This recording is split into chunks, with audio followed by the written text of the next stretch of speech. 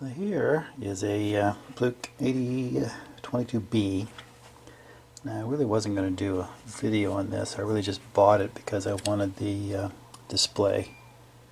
And in the listing, the display looked okay when I got it. It's not great. It's got some issues, but it works. So I was going to use the display in my old 8022A that I already pulled a display out of for another meter. So I think what I'll do is this is pretty complete. I think I'll just go ahead and fix it up and use it. So I picked this up for $20 on eBay with about I think $8 shipping. So pretty reasonable. And it works just fine. The only issue is on AC. It's reading a bit low in voltage, and you can't adjust it to be correct with the AC adjustment. So what I've found in the past is that's usually caused by some of these little electrolytic capacitors right there. Those are little 22 microfarads, got about 15 volts. Those tend to start leaking out alkali, electrolytic, and generally going bad. So I've got some of those on order. I'll go ahead and replace all those, see if that fixes the AC.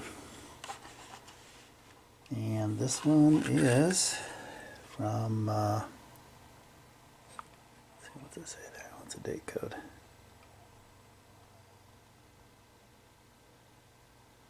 Was that 31st week of 83? So, relatively early one.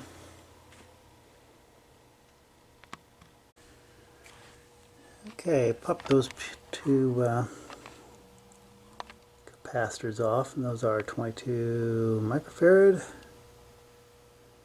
capacitors, and they are reading, I measured the capacitance on the Astro AI meter, and they were reading about 10 microfarads. I tried to use my multifunction tester to measure them, and which measures ESR, and it recorded it as a defective part, probably because it has an infinite ESR. So I pulled both those off, and got some on order. But then I noticed here, I noticed this before, there seems to be 3 of them right there, and the parts list says there should be only 2 electrolytic capacitors. And there's the, sorry, let this focus here. There's the pads where the 2 came off of. There's one just off to the right. Now, according to the little drawing here, the assembly drawing, it only shows 2, C9, C3 and C9. There's nothing right there. C11, that's right here. That's a little teeny capacitor.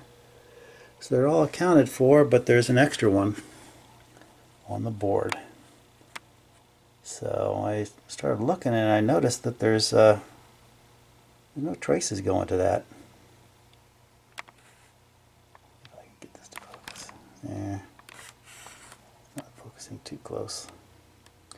And you look on the back side of the board. Let me put it down. Right there where my finger is. That's where the pins poke through. I tried desoldering that, thinking maybe there's some solder in there, but there was not. And you see there's no traces going on that side either. So what I suspect happened was that when this assembly was being put together, it probably used some type of an automated parts picker and placer to put those capacitors in there.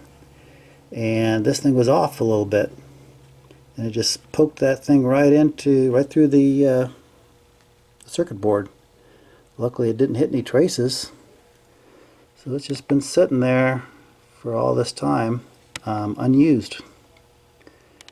And of course it's stuck in there pretty good. I can't even get it off, but it's not doing anything, not doing any damage, so I'm just going to leave it there. And when these capacitors are delivered, I'll go ahead and replace those and see if I can get the meter to work again. That's one of the interesting things that you find sometimes. An extra capacitor just jammed in where it shouldn't be. Pretty funny. Nothing there.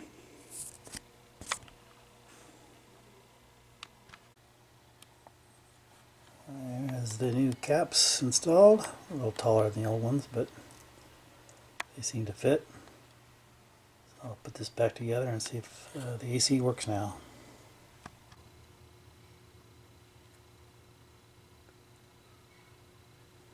Well, there we go. It's reading accurately now. So I think this one's fixed. So it's another 8022B up and running. Thanks for watching. See you next video.